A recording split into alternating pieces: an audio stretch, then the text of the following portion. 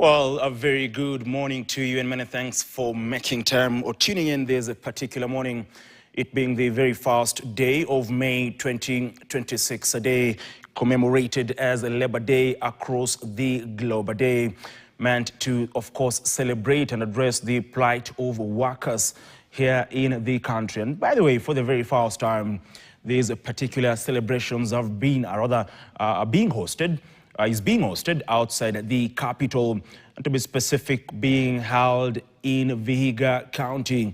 This at the request of the Vihiga County government, a request that was approved by the head of state. Now, we will be bringing you, of course, the live coverage of that particular event, which is scheduled to start not so long from now in the great county of Vihiga, like I have mentioned, this being the 61st Labor Day celebrations here in the country. Of course, this particular day coming at a time when there are economic pressures on millions of Kenyans out there, with the government remaining adamant that the economic situation has gotten better over the years since President William Ruto took over reins of power in 2022.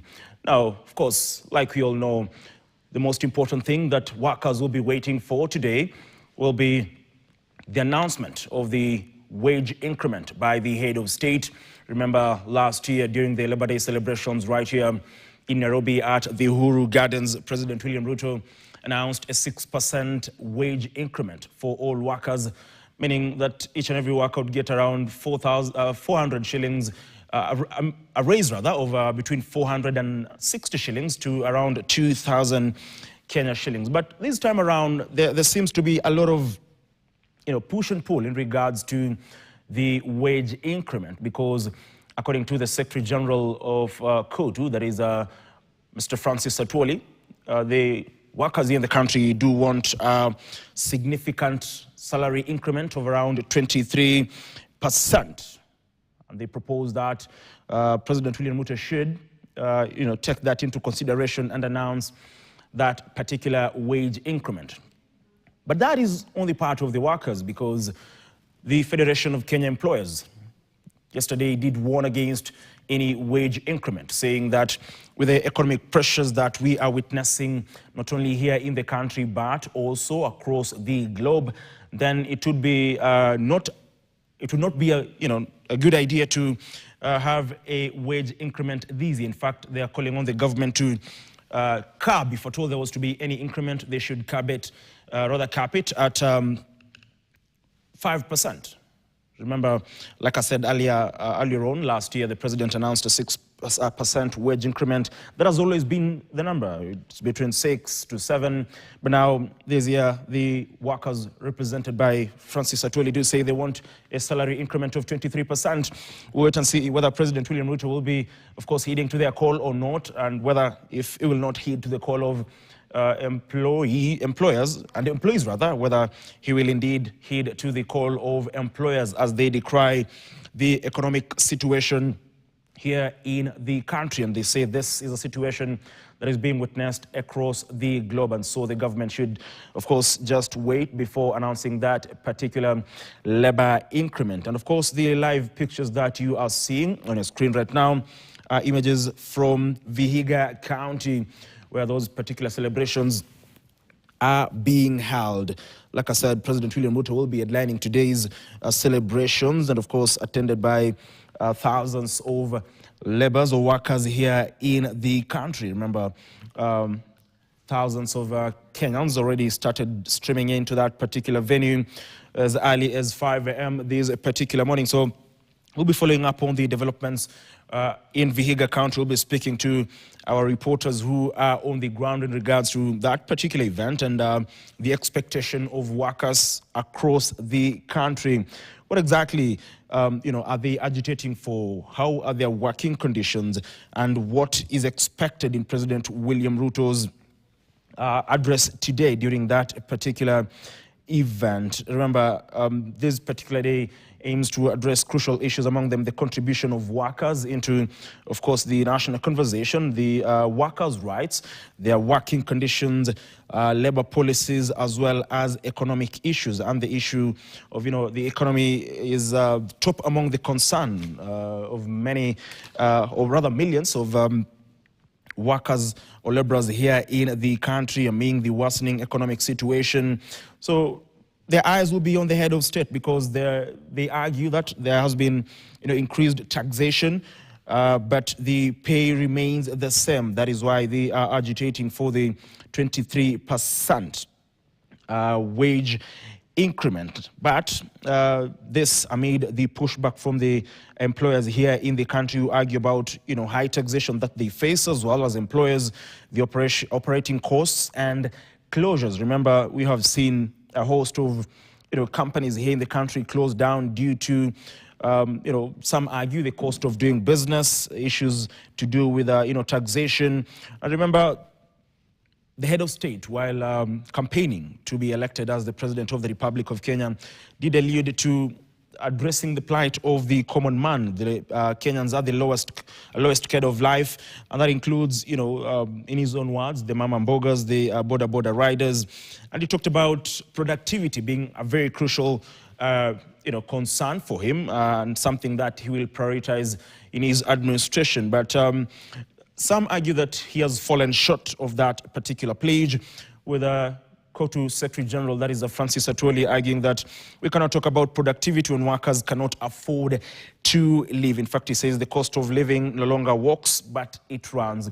So how can the government balance between the two, ensuring that the economy is up and running, and each and every Kenyan can be able to afford even a meal, because most Kenyans live hand to mouth.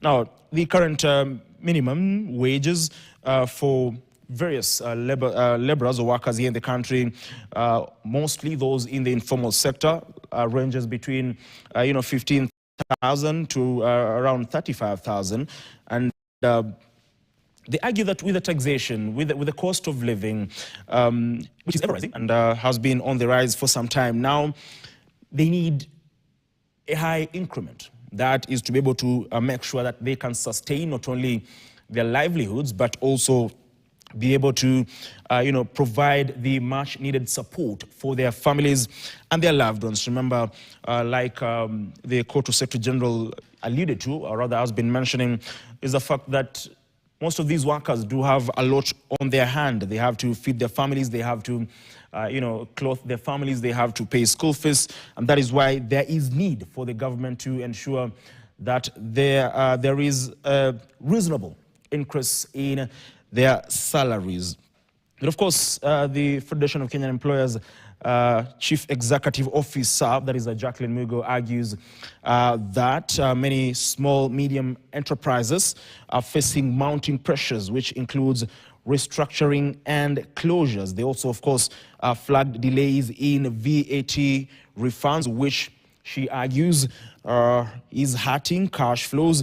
But now the president, has some sort of balancing act to do, because in as much as he's expected to issue a directive on minimum wages during today's Labor Day celebrations, he faces a very, very tough call.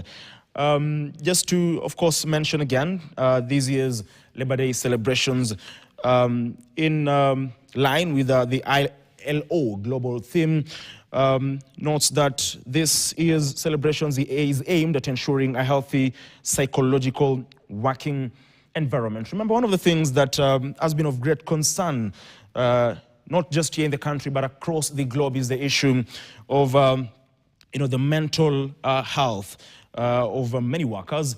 And it has been subject to scrutiny because with the mounting pressure, with the mounting, the high taxation, some argue about the working environment being not so, good enough for them. Then they succumb to mental health pressures, and this puts pressure again on them in terms of catering for their own medical expenses. And sometimes we've seen cases of many workers here in the country and also across the globe, some of them opting to even take their own lives, and alluding that to the worsening situation or the, things getting out of hand in terms of being able to sustain themselves. Now, one of the key concerns, again, here in the country for workers is the issue of job insecurity, the rise, of casual or informal work, the issue of, collective bargaining agreements. Because most of the time, again, despite the fact that the government and the president might announce an increment in